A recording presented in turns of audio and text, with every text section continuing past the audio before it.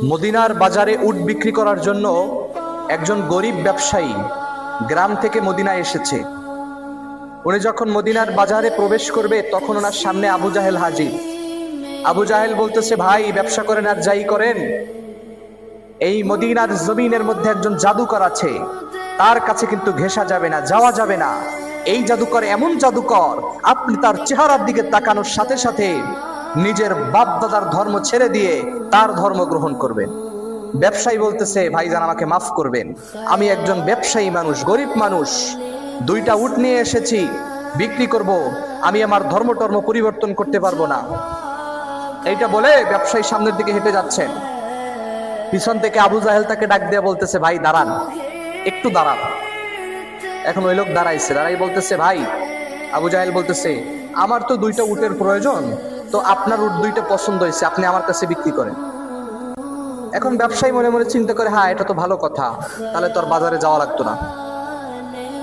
এটা শোনার পরে আবু জাহেলকে উনি উট দুটো দিয়ে দিলেন। যখন টাকা চাইলেন, আবু জাহেল বলতেছে, ভাই মাফ করবেন, আগামীকালকে আপনি আমার বাড়িতে আইসেন, টাকা নিয়ে যাইবেন। এখন ব্যবসায়ী তো সাদা মনের মানুষ, উনি দিয়ে দিল।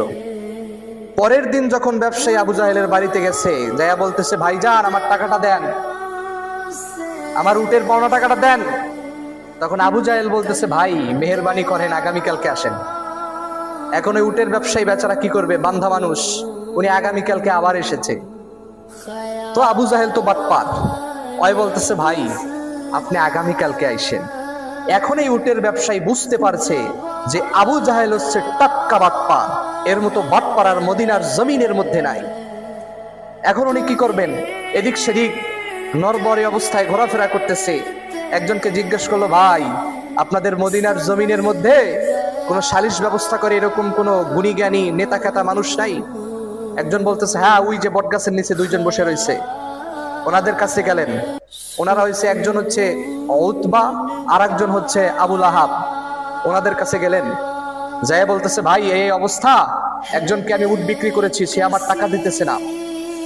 এখন উতবা তো বদমেজাজি, ও লাভ দিয়ে দাঁড়িয়ে গেছে, দাঁড়িয়ে বলতেছে, এত বড় সাহস, এত বড় স্পর্ধা, আমার এলাকায় ব্যবসায়ী টাকা মেরে খায়, এত বড় সাহসকার। ব্যবসায়ী বলতেছে, এই লোকটার কেউ না, উনি হচ্ছে আবু জাহেল। এটা শোনার সাথে সাথে উতবা ধপাস করে মাটিতে বসে পড়েছে। আর উনি ব্যবসায়ীকে বলতেছে, ভাই আমরা এটা পারবো না, কারণ আমরা যেই লেভেলের নেতা, আমাদের চেয়েও বড় লেভেলের নেতা হয়েছে আবু জাহেল, কাজে আমরা এটা পারবো না, আপনি চলে যান। এখন পিছন থেকে আবুল আহাব ওই লোককে ডাক দিয়ে বলতেছে ব্যবসায়ীকে, ভাই আমরা কিছুই পারবো না, ওই যে ছোট্ট একটা কুটির ঘর দেখতে পাচ্ছেন, ওইখানে একজন আছে, তার কাছে যান, তার কাছে গেলে আপনি বুঝতে পারবেন, আপনি আপনার সঠিক বিচার পাবেন। এইটা বলে আবুল আহাব আর উতবা জোরে একটা অট্ট হাসি দিয়েছে। এখন লোকটা বলতেছে, ভাই আপনারা আমাকে বললেন ঠিক আছে, আবার হাসি দিচ্ছেন কেন? এখন ওরা বলতেছে, ভাই এমনি মজা করতেছি, আপনি যান। এখন ওই ব্যবসায়ী যাইতেছে, পিছন থেকে আবুল আহাব আর উতবা বলা বলি করতেছে, আজকে একটা ফাটাফাটি হইব। এই আব্দুল্লাহর বেটা মোহাম্মদ যখন আবু জাহেলের কাছে পাওনা টাকা চাওয়ার জন্য যাইবে, কি পরিমাণ অপদস্থ হয় এটা আমরা আজকে মজা করব আর দেখব। আল্লাহ, কি পরিমাণ বেয়াদব, চিন্তা করেন একবার। একজন লোক পাঠিয়ে দিয়েছে ব্যবসায়ীর পিছনে দেখার জন্য, দৃশ্য দেখার জন্য। ওই ব্যবসায়ী গিয়ে আমার নবীর দরবারের মধ্যে হাজির। পিছন থেকে আমার নবী পিছন দিকে ফিরে বসে রয়েছেন। পিছন দিকে গিয়ে বলতেছে, ভাই আমি আপনার যে একটা বিচার নিয়ে এসেছি। এখন আমার নবী বলতেছে, ভাই আপনি আগে আমার সামনে আসেন, আপনাকে একটু আমি দেখি। এটা বলার সাথে সাথে ওই লোকটা যখন আমার নবীর সামনে এসেছে, আমার নবী লোকটার চেহারার দিকে তাকিয়ে বলতেছে, ভাই আপনাকে দেখে মনে হচ্ছে কতদিন আর জানি আপনি না খাওয়া অবস্থায় আছেন, ক্ষুধার্ত অবস্থায় আছেন, আগে আপনি খাওয়া দাওয়া করেন, তারপর আপনার বিচার আমি করে দেবো ইনশাআল্লাহ। এটা শোনার সাথে সাথে ব্যবসায়ী অবাক হয়ে গেছে, তার চোখ থেকে দর দর করে পানি পড়তেছে। কেন জানেন? আমরা জানি সন্তান খেয়েছে কি খায় না এটা শুধু চেহারার দিকে তাকাইলে বাবা মাই বলতে পারে, কিন্তু আমার নবীর মধ্যে এত পাওয়ার, এত মুজিজা, 70 জন মায়ের বুকের মধ্যে সন্তানের জন্য যেই পরিমাণে ভালোবাসা, আমার নবীর তার একজন উম্মতের জন্য সেই পরিমাণে ভালোবাসা। আল্লাহু আকবার। এরপরে লোকটা খাওয়া দাওয়ার পরে আমার নবীকে সমস্ত ঘটনা খুলে বলছে। এখন আমার নবী ওই ব্যবসায়ীকে সাথে নিয়ে আবু জাহেলের বাড়িতে চলে গেলেন। গিয়ে আবু জাহেলকে ডাক দিয়ে বলতেছে, এই মদিনার জমিনের আবু জাহেল, কবে থেকে গরিব মানুষের হক মেরে খাওয়া শুরু করেছো? এটা বলার সাথে সাথে আবু জাহেল লাফ দিয়ে ঘর থেকে বেরোয় গেছে। ঘর থেকে বেরোয়া মুহাম্মাদের চেহারা, সাল্লাল্লাহু আলাইহি ওয়াসাল্লাম যখন চেহারার দিকে তাকিয়েছে, আবু জাহেল শক্ত মনের মানুষ সাথে সাথে নরম হয়ে গিয়েছে। আল্লাহু আকবার।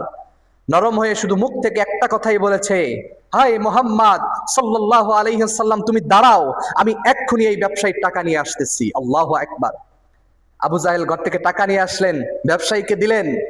এরপরে আমার নবী ব্যবসায়ী থেকে বিদায় নিয়ে যাইতেছেন আর বলতেছেন, ব্যবসায়ী ভাই আমি যাচ্ছি, আমাকে অনুমতি দেন। ব্যবসায়ী বলতেছে, আপনি আমার উপকার করলেন, আবার আপনি আমার কাছে অনুমতি চাইতেছেন। তখন আমার নবী একটা মুস্কি হাসি দিলেন।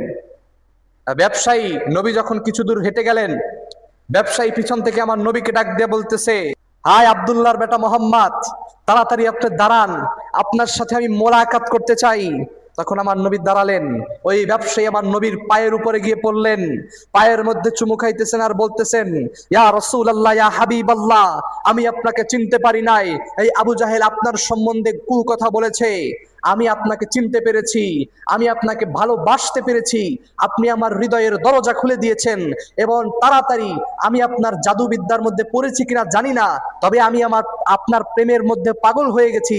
এখন সাথে সাথে আপনি আপনার ইসলাম ধর্মের কালিমা আমাকে পাঠ করিয়ে দেন, আমি মুসলমান হতে চাই, আপনার ধর্মের অনুসারী হতে চাই, আপনার পেয়ারা উম্মত হয়ে যেতে চাই। আল্লাহু আকবার। আমার নবী ব্যবসায়ীকে কালিমা পাঠ করালেন, মুসলমান বানালেন। চিন্তা করে দেখেন নবীর মহব্বত কাকে বলে।